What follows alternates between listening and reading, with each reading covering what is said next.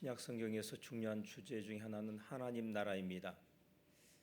하나님 나라란 하나님의 통치, 하나님의 주권이 행사되고 하나님의 통치가 이루어지는 것, 하나님 나라라고 이야기할 수 있겠습니다. 그것을 쉽게 이야기하면 그리스도께서 중심이 되는 그런 삶이라고 말할 수 있겠죠. 그것을 에베소의 영어로 바꿔 표현하자면은 그리스도에 의해 통치가 이루어지는 그런 나라가 하나님 나라가 되겠습니다. 자, 그러면은 하나님 나라는 어디에 있을까요? 힌트는 다 드린 것 같은데 하나님 나라는 어디에 있을까요? 하늘에. 맞을까요? 틀릴까요?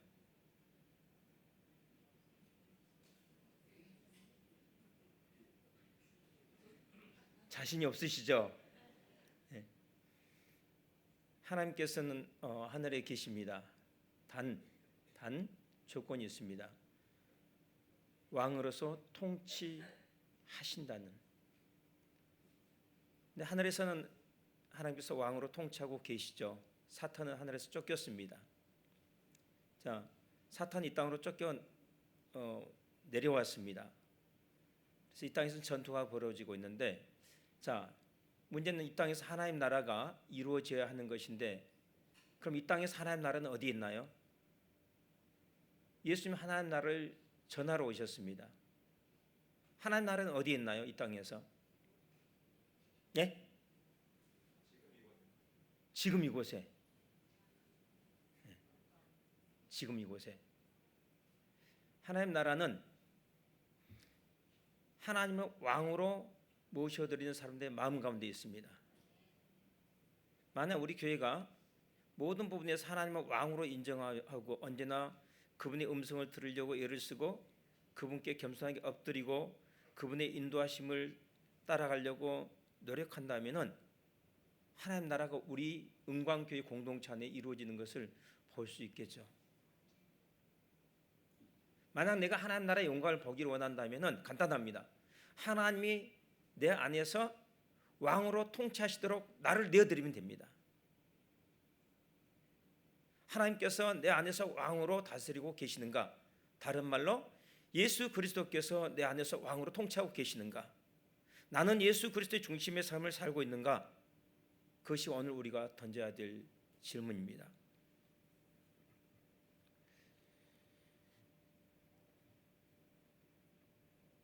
이 복음을 두 가지로 나눌 수 있는데 하나는 회심 중심의 복음이 있고 하나는 제자도 중심의 복음이 있습니다. 회심 중심의 복음이란 이런 것입니다. 와서 보라. 십자가에 달리신 예수 그리스도를 보라. 그리고 믿으라. 그러면은 죄를 용서받을 것이고 영생 천국을 얻게 될 것이다. 오늘 밤 죽어도 영생 천국에 들어갈 수 있다는 것이죠. 이것이 하나님 나라의 회심 중심의 복음입니다. 그런데 제자도 중심의 복음은 그렇게 말하지 않습니다. 와서 보라에 그치지 않고 제자도 중심의 복음은 와서 죽으라고 이야기합니다. 와서 본 데서 그치지 말고 와서 죽으라는 거죠. 예수 그리스도와 함께 죽으라는 것입니다. 그분의 뒤를 따라가면서 날마다 죽으라는 것이에요. 그러면 너희가 제자가 될 것이다. 그리고 너희 각자를 향한 하나님의 뜻을 이룰 수 있게 될 것이다. 너희를 통해서 하나님 나라가 너희들이 걸어가는 곳에서 이루어지는 것을 보게 될 것이다. 이게 제자도 중심의 복음이죠. 성경에서 그리스도인이라고 부르는 곳은 몇 군데 안 됩니다. 그것도 전부 다 바깥에서, 교회 바깥에서 사람들이 보면서 저 사람들은 그리스도인이라고 부르는 것이지, 교회 안에 있는 사람들이 자신을 부를 때 뭐라고 불렀냐? 대부분 나는 제자입니다 이렇게 불렀어요. 우리는 제자입니다. 우리는 그리스도의 제자입니다. 그리스도의 뒤를 따른 사람입니다. 처음 교회 들어온 순간부터 나는 그리스도의 제자입니다라고 고백을 한 것이죠.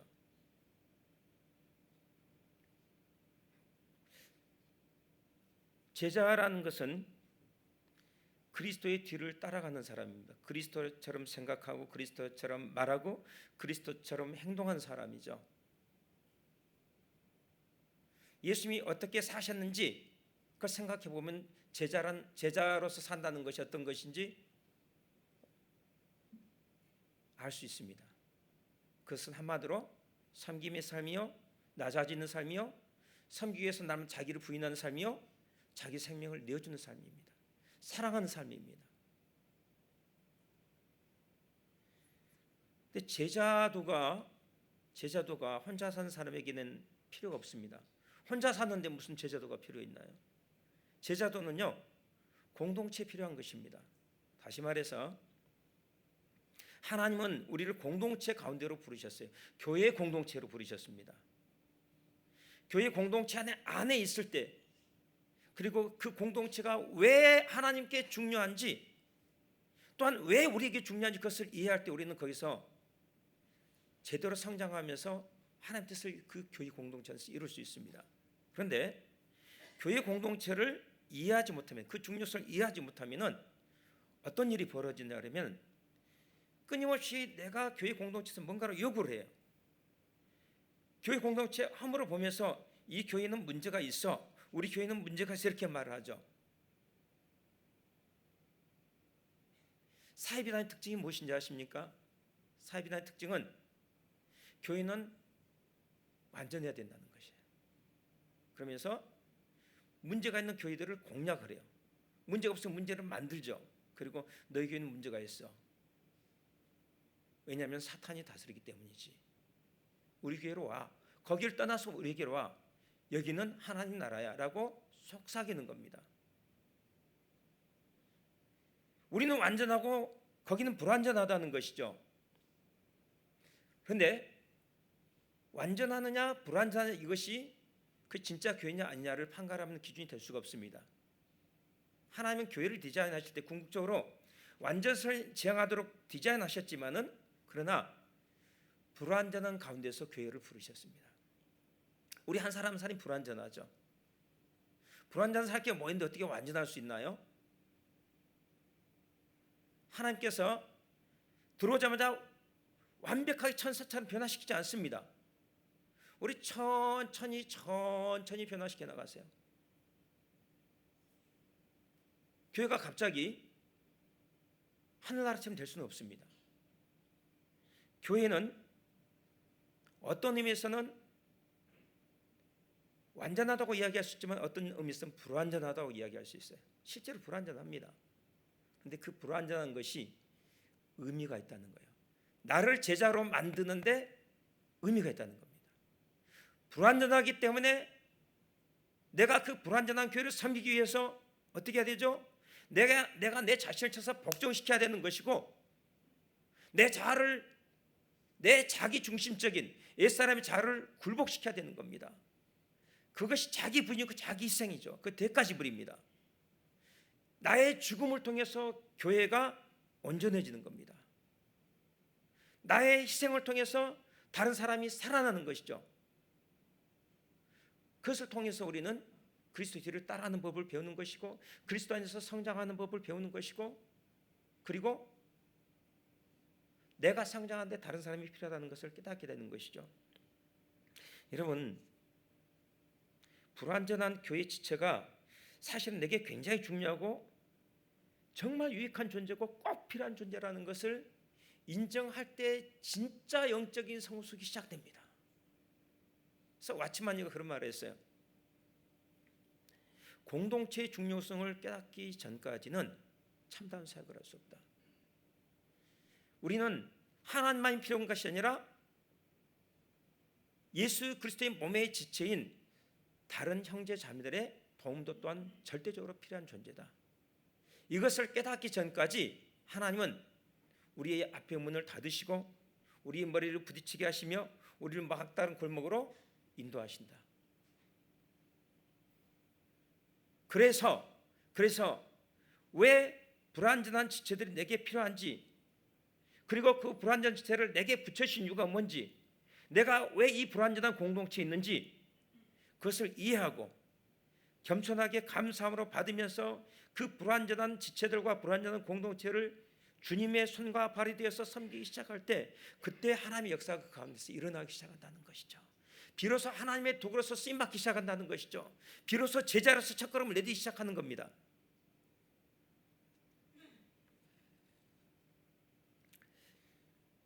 에베소서 1장부터 3장까지는 신학적으로 인디카티브, 하나님이 우리에서 어떤 일을 행하셨는가, 그 결과 무슨 일이 벌어졌는가, 그것을 쭉 설명하는 것이죠.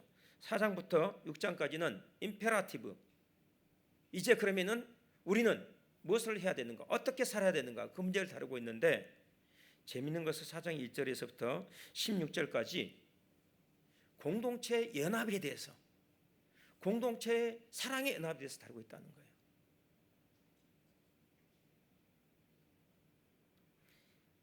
이것을 다루고 나서 17절에 이렇게 이야기합니다. 그러므로 내가 이것을 말하며, 이것은 지금 4장 1절에서 16절까지 혹은 그 전 앞의 내용들이죠. 사랑 안에서 하나가 되어라, 온전한 사람 이루어라, 사랑 가운데서 세워나가라 교회를. 이것을 말하면서 내가 주 안에서 주님이 내게 주신 권위를 가지고 내가 사도로서 증언한다. 이 증언한다는 말 좀 뉘앙스가 약합니다. 원문은 훨씬 더 강력한 뜻이에요. 내가 너희들에게 강력하게 선포한다는 그런 뜻이에요. 이제부터 너희는 이방인이 그 마음에 허망한 것으로 행함같이 행하지 말라. 그러면서 19절까지 이방인이 그 마음으로 허망한 것으로 행하는 것이 어떤 것인지 그것을 설명을 합니다. 그것은 지금 에베소 교인들이 그리스도 안에 들어오기 전에 살았던 그 삶이죠. 옛사람의 삶,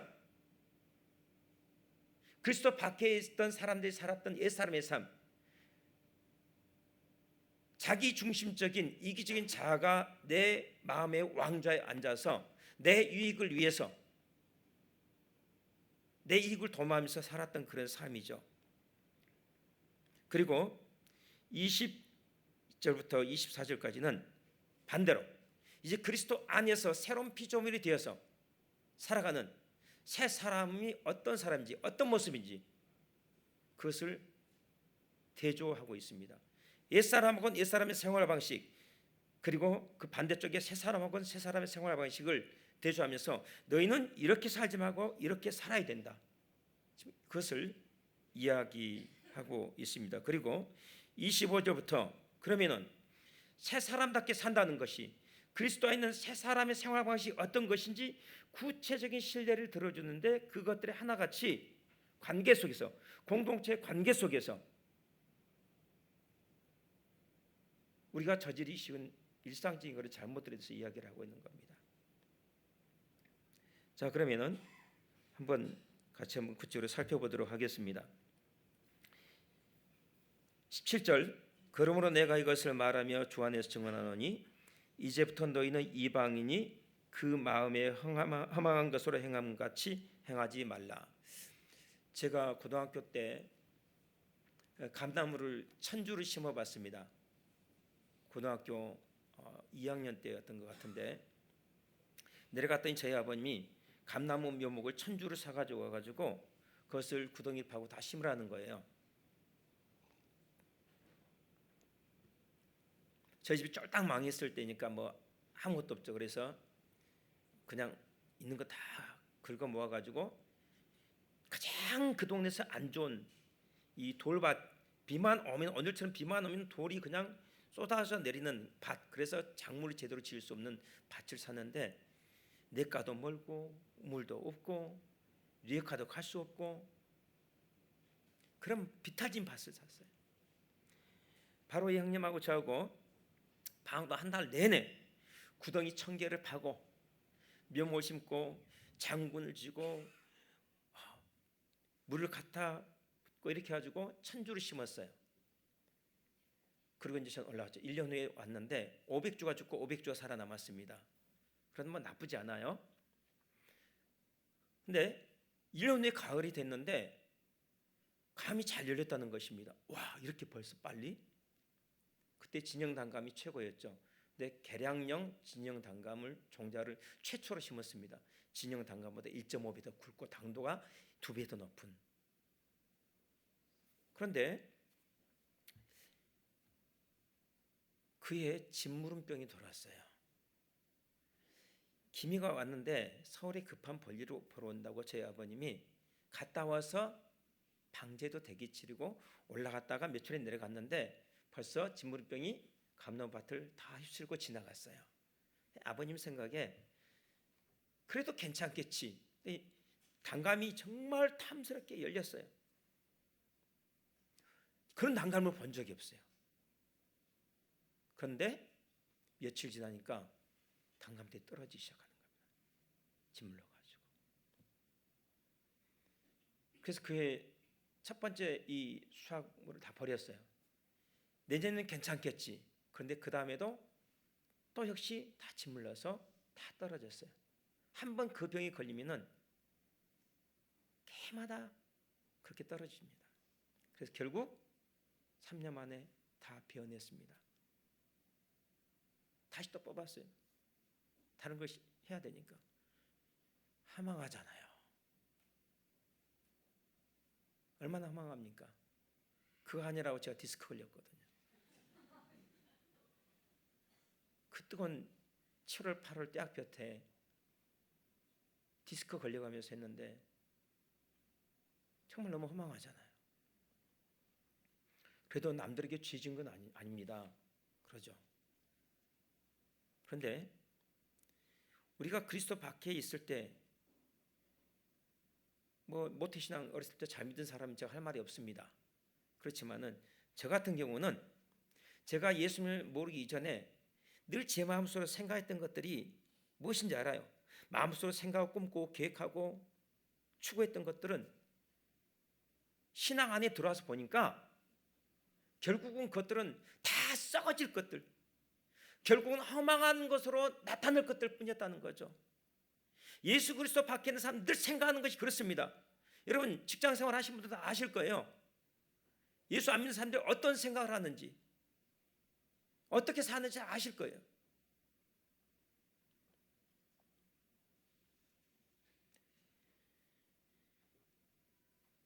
그런데 그렇게 살지 말라는 것이죠. 그러면서 이 그리스도와 상관없는 존재, 예수 그리스도 밖에 있는 세상 사람들의 특징을 18절부터 설명하고 있습니다. 18절 한번 같이 한번 읽어보겠습니다. 시작. 그들의 총명이 어두워지고 그들 가운데 있는 무지함과 그들의 마음이 굳어짐으로 말미암아 하나님의 생명에서 떠나 있도다.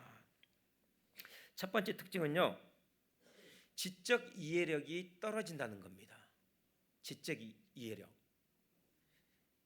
이 본문의 이 이해력은 기본적으로 영적 이해력입니다. 하나님에 대해서 생각하고 다음에 하나님과 관련해서 어떤 영적인 진리나 영원한 생명에 관계된 것들을 생각해낼 수 있는 능력이 전혀 없습니다. 생각을 해도 엉뚱하게 생각을 해요.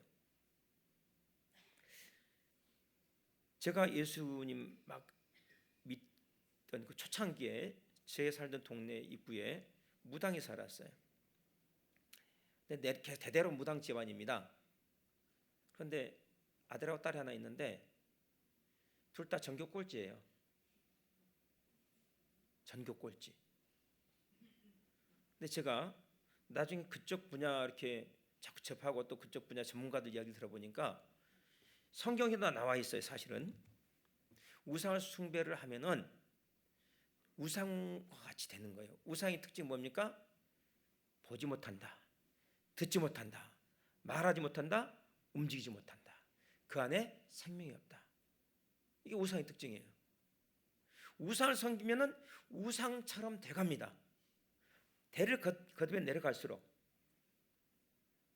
그래서 꼴찌를 할 수밖에 없는 거예요.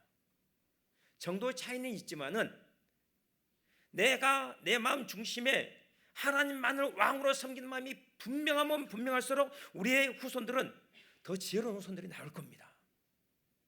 근데 내가 내 마음속에 입으로 내가 하나님을 믿는다고 말하면서 내 마음속에 왕으로 섬기는 것이 따로 있어요.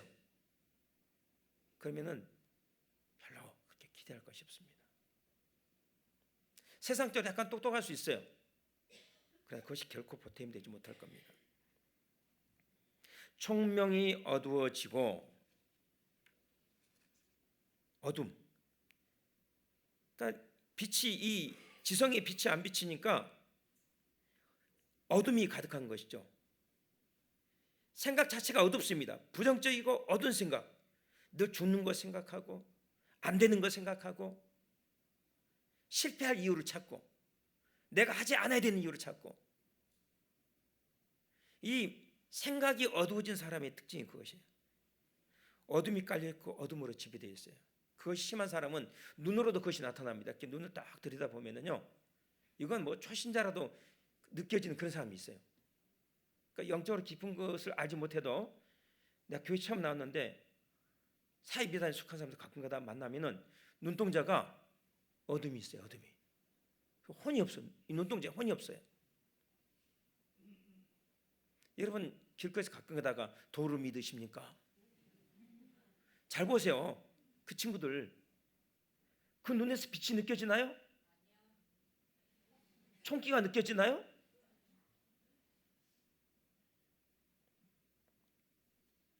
하나님을 떠난 사람 특징은 늘 어두운 생각을 한다는 거예요.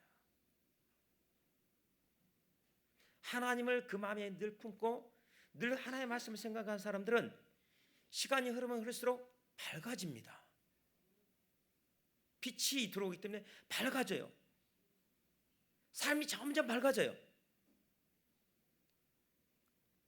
여러분 진정한 신앙은요, 진리를 더 깊은 차원에서 이해할 수 있도록 우리의 지적인 능력을 향상시켜줘요.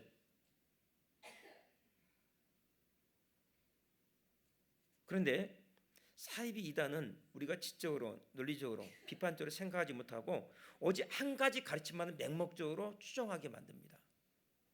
그런데 배우면 배울수록 어두워져요. 마음이 다쳐요. 정말 이상한 일이에요. 그런데 하나님의 말씀을 자꾸 들려주죠. 그래서 성경적으로 자꾸 풀어주죠. 그러면은 빛이 비치면서 마음문도 점점 열리면서 부드러워지기 시작합니다. 사람이.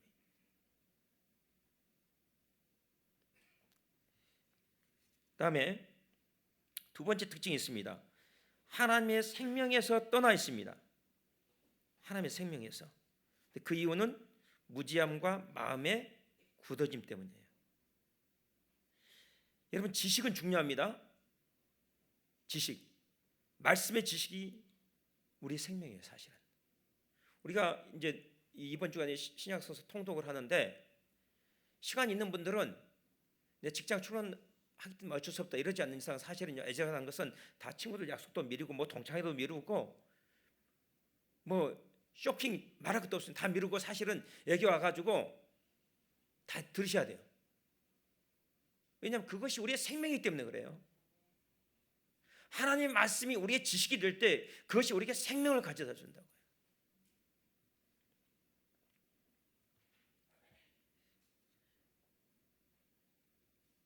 자, 19절 같이 한번 읽겠습니다. 시작.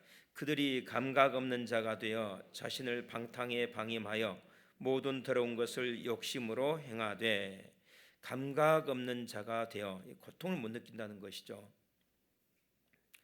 이 한세시병이 걸리면 이 감각이 없어지지 않습니까? 필립이 안시가 고통의 하나님, 위로의 하나님 그런 책을 썼는데 감각 못 느끼면 피아노를 좋아하는 사람은 계속 피아노를 쳐요. 아무리 쳐도 고통을 못 느껴요. 그러니 치다 보면은 손톱 떨어지고 마디가 떨어져 나가는 거죠. 그래서 고통을 느끼는 것이 중요하구나. 인간의 건강을 지키는 데서 고통을 느끼는 것이 중요하구나. 고통이 의미가 있구나. 이것을 필립 안시가 깨달은 겁니다. 근데 영적으로도 마찬가지예요. 여러분 죄를 짓고 나서 두 다리 뻗고 잔 사람은 이미 죽은 사람입니다. 잘못하고 나서 잘못할 수 있죠. 죄를 지을 수 있습니다. 유혹이 때로 넘어갈 수 있죠. 그 다음에 어떻게 되죠? 양심에 가체되고 번민으로 잠을 이루지 못하는 것이 정상입니다. 죄에 대한 고통의 감각을 느껴야 돼요. 그것이 가슴이 아파야 돼요. 그리고 자기 자신을 그것 때문에 미워할 수 있어야 돼요.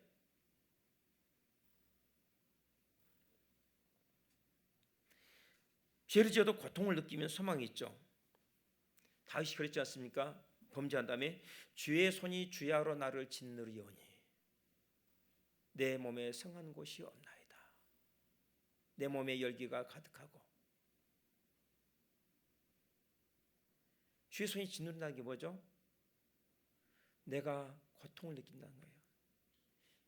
내 마음으로 영적으로 고통을 느낀다는 거예요. 내가 잘못했던 말, 내가 저질렀던 죄악, 그래서 다른 사람들을 아프게 했던 것, 내가 교회를 어렵게 만들고 그런 것들에 대해서 내가 마음의 아픔을 느끼면서 잠을 잘 수 없다는 거예요. 고통을 느끼고 잘못 못 이룬 사람이 뭐 하겠습니까? 일어나서 기도하겠죠. 회개 기도를 하겠죠. 그럼 하나님 그 사람에게 성령의 은혜를 주십니다.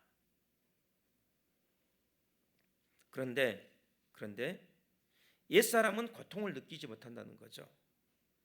그래서 죄가 무서운지도 모르고 죄가 고통스럽다는 것을 알지 못하기 때문에 그냥 재밌대요. 죄를 지으면서 재밌대요. 얼마 전에 정말 비극적인 사건 하나 있었죠. 인천에서. 소시오패스들은 사람을 죽이면서도 아무런 감정을 못 느낍니다. 또 여중생이 유치원생을 데려가서 죽이고 해부를 했지 않습니까? 그런데 아무 감정을 못 느끼는 거예요. 그러니까 수사했던 수사관들이 이런 사건은 본 적도 없고 들은 적도 없고 무서워서 잠을 못 이룬대.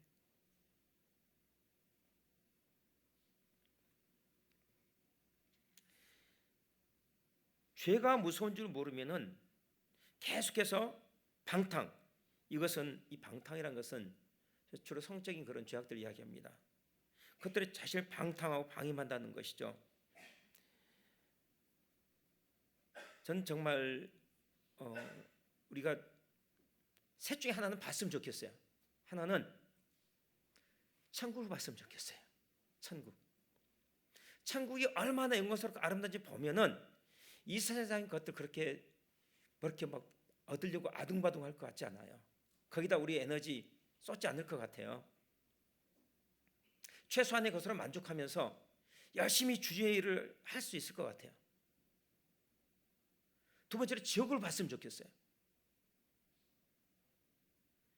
지옥을 본 사람은요 정말 아무 생각이 없습니다. 오직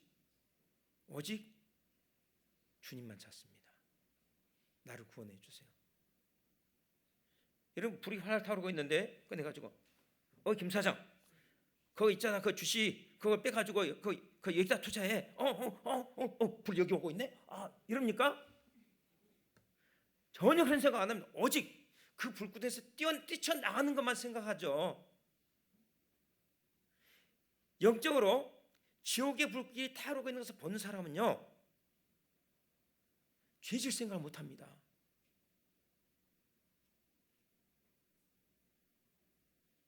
영적 열이 열심히 내게 돼 있다고요. 세 번째로 봤으면 좋은 것은요 내 마음을 봤으면 좋겠어요. 내 마음 깊숙한 곳에 있는 그런 죄악들을 보면은 그런 마음이 들 것 같아요. 하나님 앞에서 겸손할 것 같고 다른 사람 앞에서 겸손할 것 같아요. 다른 사람이 죄 지은 거 보면서 거기다 돌 못 던질 것 같아요. 그리고 뭘 구하겠어요? 하나님 다른 거 필요 없고요 내가 변화되기를 원합니다. 내가 달라지기를 원합니다.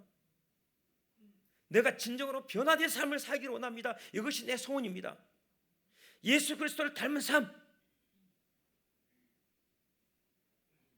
그것을 소원하고 그것을 구하지 않겠습니까?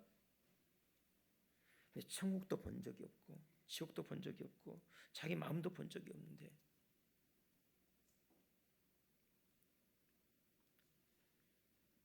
죄를 지으면서도 욕심을 막 부려요. 주신 것에서 만족하지 못하고 다 욕심을 부리고, 그러면서 그 자기 욕망을 채우기 위해서 속이기도 하고 남을 짓밟기도 하고 끌어내리기도 하고 거짓말도 하고,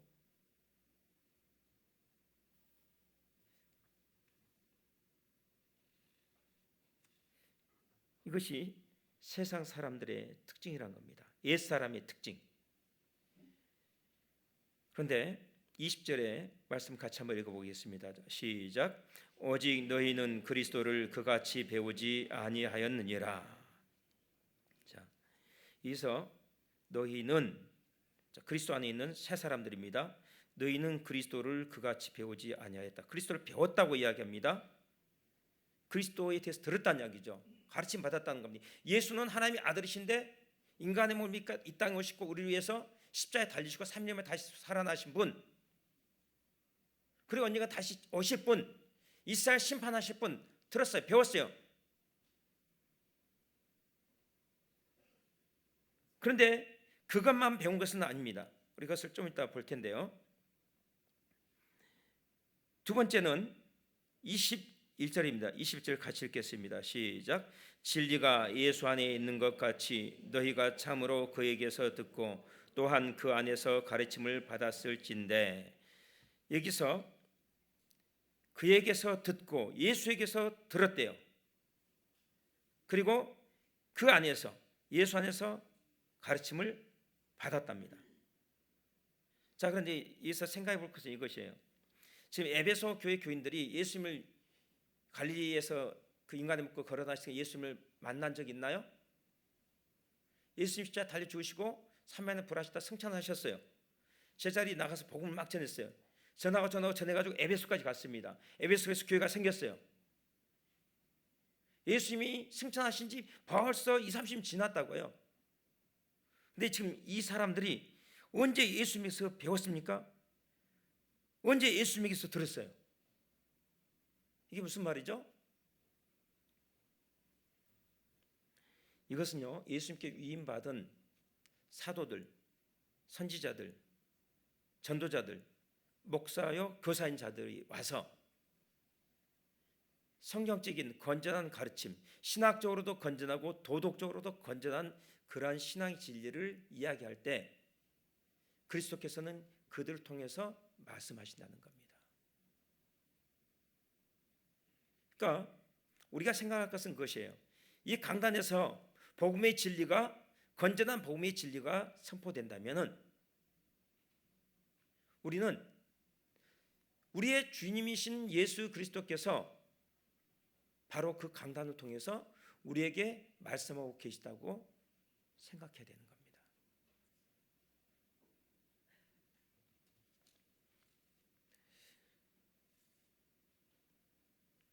근데 진리가 예수 안에 있는 것 같이, 이런 말씀이 있습니다. 자, 진리가 예수 안에 있답니다.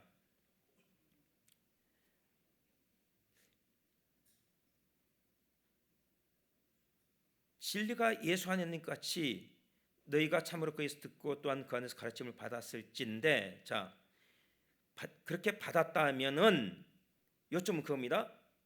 자, 진리가 예수 안에 있다. 그런데 내가 예수께서 가르침 받았고 그 안에서 또 듣고 받았다면은 진리를 보여주는 삶을 살아야 되고 살 수밖에 없다. 그러니까 그런 말이 있지 않습니까? 믿는다고 말을 하면서도 믿는 것처럼 행동하지 않는 그리스도인이 너무 많다. 그럴 수는 없다는 겁니다. 그럴 수는 없다는 거예요. 너희는 예수님에 대해서 배웠고 들었어. 그리고 진리가 예수님 안에 있고 진리에 대해서 가르침을 받았어요. 그런데 진리에 부합하지 않는 그런 옛사람에 속한 생활 방식을 계속해서 산다? 있을 수 없다는 겁니다. 이건 말이 안 된다는 이야기죠. 넌센스라는 거예요. 그 이야기를 하려고 진리가 예수 안에 있는 것 같이 이 말을 붙이고 있는 겁니다. 그러면서 자, 너희가 정말로 그 안에 진리가 있는 예수님으로부터 가르침을 받았다면 22절부터 24절까지 이렇게 해야 된다 이겁니다. 같이 한번 읽어보겠습니다. 시작. 너희는 유혹의 욕심을 따라 썩어져가는 구습을 따르는 옛사람을 벗어버리고 오직 너희의 심령이 새롭게 되어 하나님을 따라 의와 진리의 거룩함으로 지으심을 받은 새 사람을 입으라.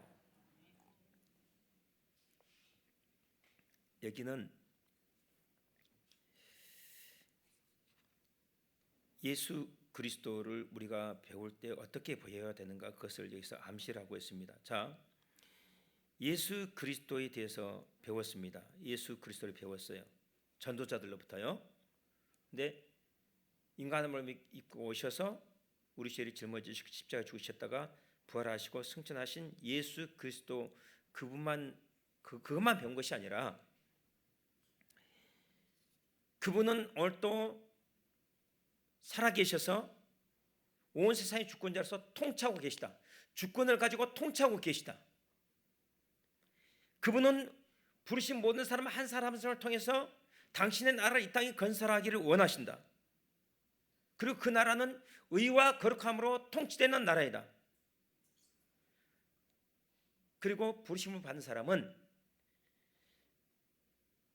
하나님의 나라의 백성답게 이전과는 전혀 다른 삶을 보여주는 도덕적인 삶을 살아야 된다는 것이죠.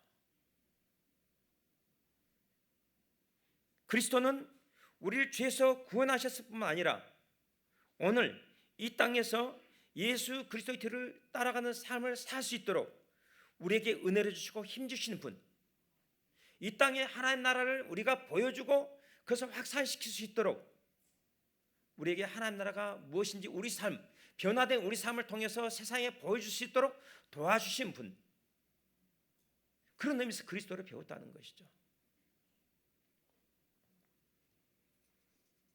한마디로 해서 제자도입니다. 제자도. 자, 22절 너희는 유혹의 욕심을 따라 썩어져가는 구습을 따르는 옛사람을 벗어버리고 있어 벗어버리라 그랬습니다. 그리고 24절에 새 사람을 입으라, 옛사람을 벗어버리고 새 사람을 입으라 이렇게 되어 있습니다.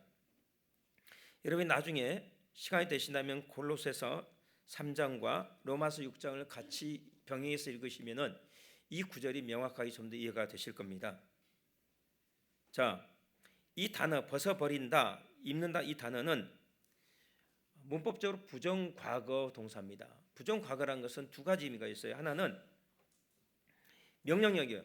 자, 이렇게 해야 된다라고 결단을 촉구하는 겁니다. 그러니까 옛사람 벗어버려라, 새 사람을 입으라 이런 의미일 수 있고요. 또 하나는 이미 이루어진 것을 선포하는 겁니다. 다시 말해서 너희는 이미 옛사람을 벗어버렸다. 너희는 이미 새 사람을 입었다. 이렇게 두 가지 의미가 가능한 것이죠. 근데 전체 문맥 흐름을 봤을 때에 또는 골로새서 3장이나 로마서 6장과 대조해서 같이 읽을 때에 이 부정과거 동사는 결단의 촉구, 명령력이라기보다는 이미 이루어진 일을 선언하는 겁니다. 즉 너희는 이미 벗어버렸고 너희는 이미 새 사람을 입었다는 것이죠. 언제요? 내가 회심할 때, 예수님을 영접할 때 이미 그 사건이 일어났다는 겁니다. 옛사람을 다른 성경에서는 자아 혹은 육체, 육신 이런 식으로 번역을 하죠. 자기중심적인 부패한 본성이죠. 그러면서 이런 말씀하고 있습니다. 유혹의 욕심을 따라 썩어져 가는 구습을 따르는 옛사람. 이게 말이 길어요. 이게 무슨 말이냐면은 옛사람은 썩어져 가고 있다라는 겁니다. 이미 썩어져 가고 있다는 겁니다. 그리고 언젠가 완전히 죽을 거라, 썩어져 버릴 거라는 것이죠. 아직 다 썩진 않았지만 썩어져 가고 있다는 겁니다. 근데 왜 썩어져 가는가? 욕심 때문에 썩어져 간다는 것이죠. 욕심은요, 기본적으로 유혹하는 성격이 있습니다. 이거 가지면은 잘 될 수 있어라고 속이죠. 근데 그것을 딱 잡았는데 알고 보니까 꽝인 겁니다. 그러니까 욕심을 부리면은 무엇이 옳고 그른지 해야 되는지 말아야 되는지 이게 욕심 때문에 눈이 가려서 안 보이기 때문에 그것을 붙잡기 위해서 막 투자를 하는 것이죠.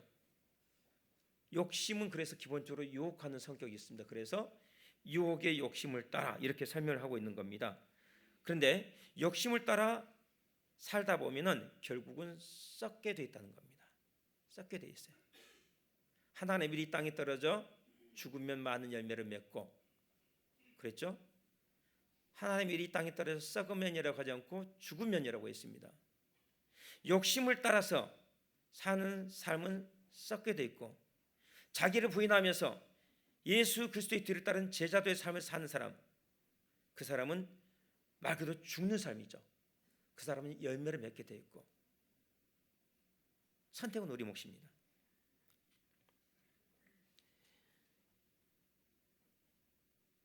이 말은 우리는 이미 예수님을 믿을 때 더 이상 예전과 같은 그런 삶을 살지 않기로 결단했고 그리고 우리는 하나님의 자녀 하나님의 백성으로서 거룩한 백성으로서 신분을 이미 받았단 말이에요.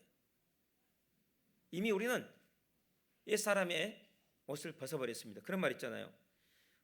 이게 빈집털이 전문 빈집털의 범이 이제 감옥에 들어갔다 나왔습니다. 그런데 이제 워낙 솜씨가 좋으니까 다른 사람들이 가서 이제 출소하니까 이 두부 한번 사가지고 와서 딱 주면서 우리 좋은 데가 있는데 한번 가보자고. 그러니까 한 번만 털면은 이거 목돈을 만질 수 있다. 그런 이제 말하는 겁니다.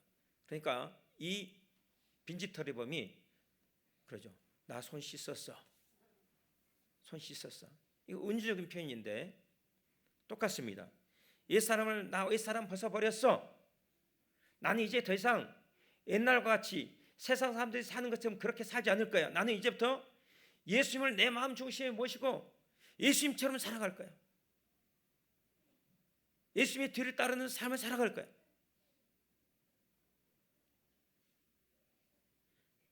그렇게 결단했다는 겁니다. 결단했다는 겁니다.